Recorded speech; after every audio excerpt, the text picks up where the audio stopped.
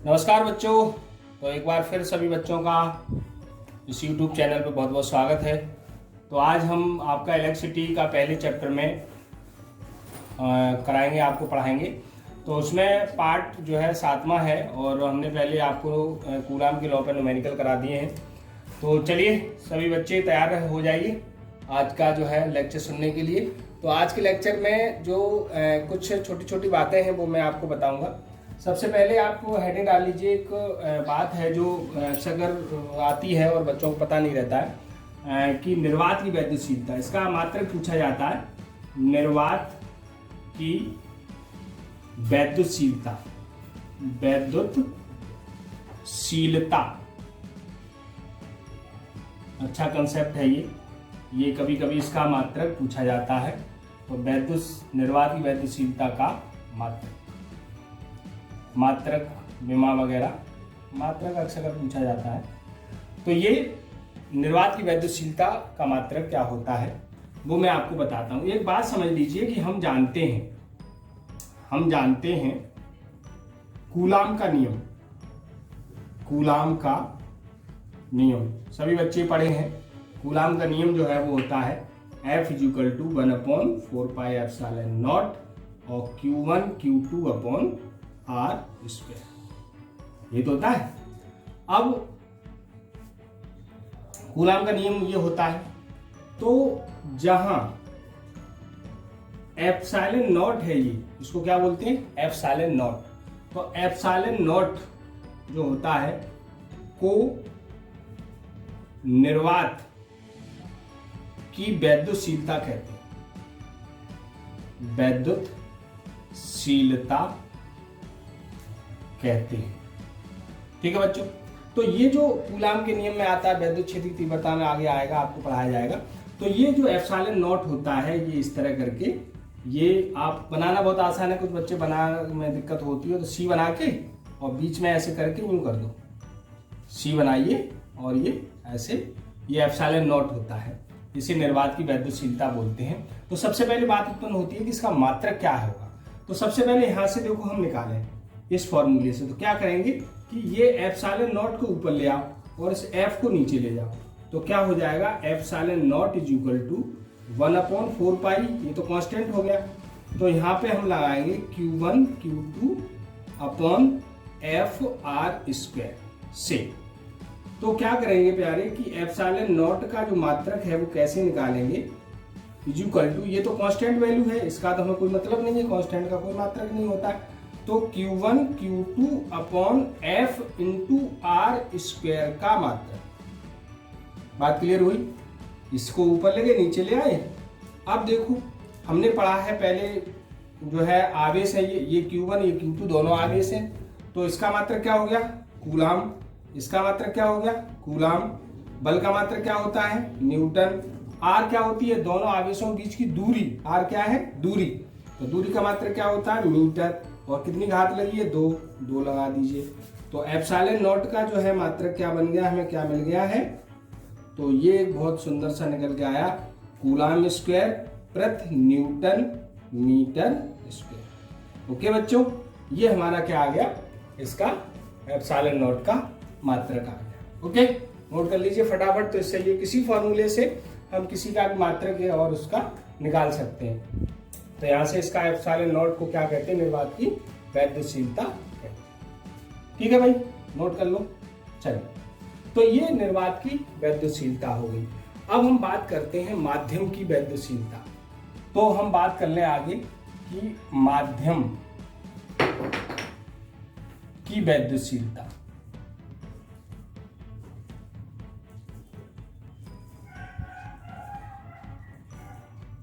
या परावैद्युतशीलता, परावैद्युतशीलता अथवा आपेक्षिक वैद्युतशीलता। ये परावैद्युतांक होता है, परावैद्युतांक,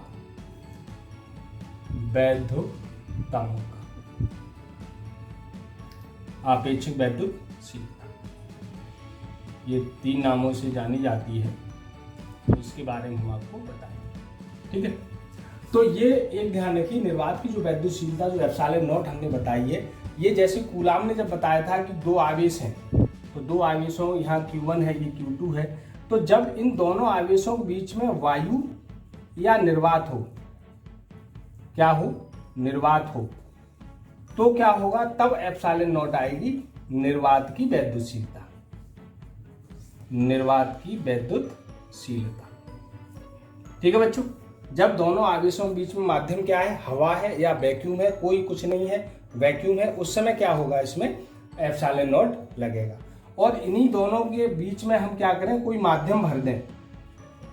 मान लीजिए हमने इसमें जो है कागज लगा दिया, क्या कर दिया, कागज इसमें भर दिया, तो क्या होगा, फिर क्या होगा कि ये एप्सिलॉन नॉट न लग के फिर क्या कर, इसका माध्यम हो गया। अब क्या होगी वो माध्यम की, तो माध्यम की वैद्युतशीलता लगेगी, वैद्युतशीलता। ध्यान रखिएगा, जब दोनों आवेशों के बीच में वायु या निर्वात है तो एप्सिलॉन नॉट लगेगा, और यदि कागज है, कोई फट्टा है, या जैसे आपने कांच की प्लेट रख दी या कोई कुछ और माध्यम भर दिया, तो क्या होगा उसमें, फिर ये एप्सिलॉन नॉट न लग के क्या लगेगा, फिर उसमें एप्सिलॉन नॉट के या एप्सिलॉन नॉट, वो एप्सिलॉन माध्यम की जो वैद्युतशीलता होती है वो के एप्सिलॉन नॉट या एप्सिलॉन जो होता है। तो ध्यान इसमें रखना है। तो हमें केवल क्या बताना था कि जब वायु है तो एप्सिलॉन नॉट, और कुछ और भरा हुआ है तो एप्सिलॉन नॉट के या एप्सिलॉन, ये माध्यम की वैद्युतशीलता होती है। ठीक है बच्चों, चलिए, तो हम इसमें यही बताने वाले हैं कि जब अब इसे समझ लीजिए, मैं आपको आगे बताता हूँ। चलिए, तो ये ध्यान रखेंगे कि जब दोनों आवेशों के बीच में हवा या निर्वात है तो एप्सिलॉन नॉट लगेगा, और जब कुछ भरा हुआ है, कोई माध्यम है, तो फिर उसकी जगह एप्सिलॉन नॉट के या एप्सिलॉन केवल लगाएंगे। ठीक है, तो वही बात उठा लेते हैं कि जब दोनों आवेशों के बीच वायु या निर्वात हो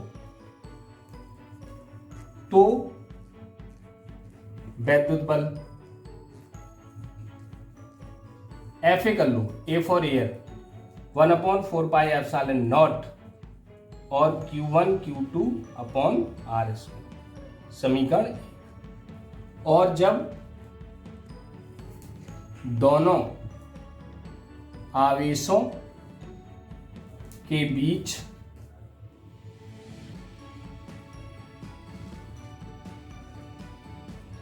कोई माध्यम हो तो वैद्युत बल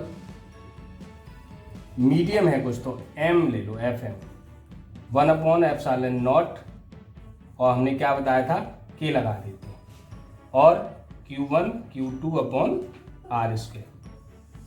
या क्या करेंगे, परंतु मैंने आपको बात बताई थी एक कि एप्सिलॉन नॉट के इक्वल टू क्या होगा, एप्सिलॉन माध्यम की, इसे क्या बोलते हैं, माध्यम की वैद्युतशीलता, वैद्युतशीलता।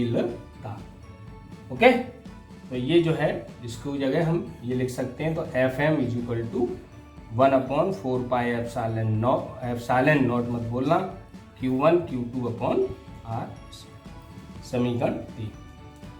अब हम क्या करेंगे प्यारे, इनमें रिलेशन निकालेंगे। तो समीकरण 1 में 2 का भाग दे दो, तो क्या होगा, FA/FM इक्वल टू, जब हम भाग देंगे तो ये ऊपर पहुंचेगा, ये नीचे आएगा, तो ये हमारा, जैसे चलो हम लिख के दिखा देते हैं आपको, Q1 Q2 upon R square, और 1/4 pi epsilon not Q1 Q2 upon R square, यहाँ आएगा आपका K। ठीक है, ये गया, ये गया, ये गया, ये केवल K बचेगा, और ये K कहाँ पहुंच जाएगा, ऊपर। तो मैं आपको यही बता देता, F A upon F M equal to क्या हो गया, के।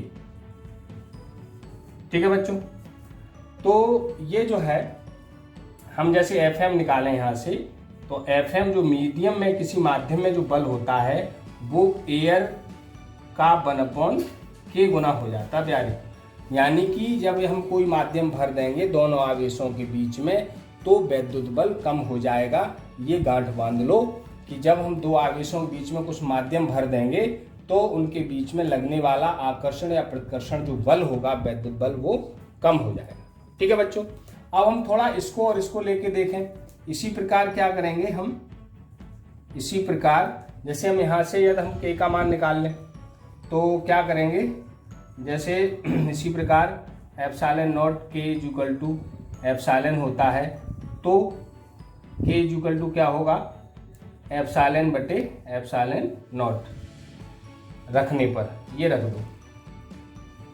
ठीक है, ये यहाँ पर रख देंगे तो हमारा इधर ले लें, इधर नोट कर लेंगे। ठीक है, तो आ जाइए, तो हम ये मान यहाँ पुट कर दें। यहाँ पर ये प्यार यहीं से आया, ये यहाँ से हमने दिखा दिया आपको, अब ये लगा दें। कभी न्यूमेरिकल के लिए हम बता रहे, कभी न्यूमेरिकल में ऐसा एफ एम का मतलब ये होता है, एफ ए का मतलब जब दोनों आवेशों के बीच में एयर या वैक्यूम हो, एफ एम का मतलब मीडियम हो, कुछ भी कागज फट्टा दस्ता कुछ भी लगा दिया जाए, तो ये क्या होगा, एप्सिलॉन बटे एप्सिलॉन नॉट ये होता है। ठीक है बच्चों, तो ये जो है हमारा क्या हो जाएगा, ये हम एक समीकरण डाल देते हैं, आप इन्हें समीकरण दे सकते हैं। ये समीकरण आपका 4 हो गया और ये समीकरण आपका 5 हो जाएगा। ठीक है बच्चों, तो ये ध्यान रखिए ना कि जब दोनों आवेशों के बीच में हम कोई माध्यम भर देंगे तो उसका क्या होगा कि जो बल है वो क्या होगा, कम हो जाएगा। ठीक है, नोट कर लो, आप नोट कर लीजिए, हो गया नोट। चलिए, तो एक बात और मैं आपको बता दूं कि ये परंतु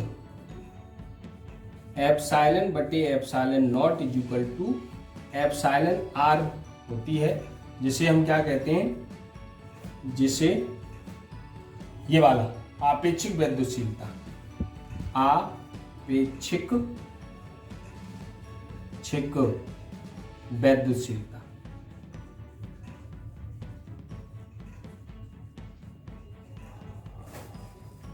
ओके बच्चों, तो ये हमारा एक और फॉर्मूला बन जाएगा, F A upon F M is equal to epsilon R. ये आपेक्षिक रिलेटिविटी होती है, तो आपेक्षिक वैद्युतशीलता कहते हैं। तो इसमें आज हमने इस लेक्चर में क्या पढ़ा है, एक तो एप्सिलॉन नॉट निर्वात की वैद्युतशीलता होती है, एप्सिलॉन किसी माध्यम भर दिया जाए उसकी आप मतलब वैद्युतशीलता होती है, और एप्सिलॉन बटे एप्सिलॉन नॉट जो होता है वो आपेक्षिक वैद्युतशीलता कहलाता है। और जब माध्यम भर दिया जाए तो ये के क्या होता है, माध्यम होता है, माध्यम की जो वैद्युतशीलता कहलाती है।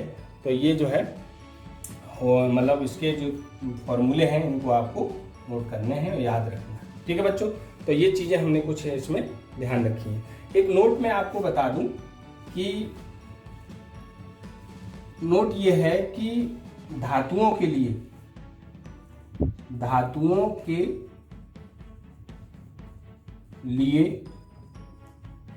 के का मान